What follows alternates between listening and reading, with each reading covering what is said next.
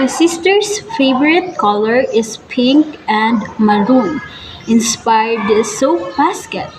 Pink represents her delicate and gentle nature, while maroon symbolizes her inner strength and sophistication.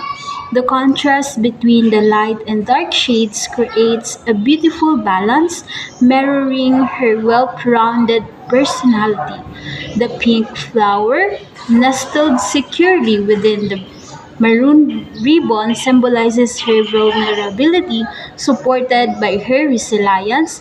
This design is a tribute to her overall well being, combining her favorite colors with their symbolic meanings.